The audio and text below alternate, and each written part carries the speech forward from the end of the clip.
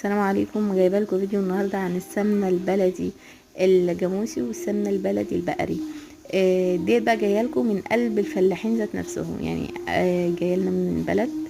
السمنه ديت مش مختلط بها اي سمنه تانية او اي زيوت او اي حاجه، مكرمله كده وجميله. يعني انا ما كمان ما اتعملتش خضه. انت تقولي السمنه بتيجي كتله واحده كده بتبقى خضه، اللي هي كوره مدوره، او هنا في مصر بتبقى يعني عامله بيعملوها صوابع. السمنه ديت جايب خيرها، يعني ما حدش حط في ايديها في ايده جايه بخيرها.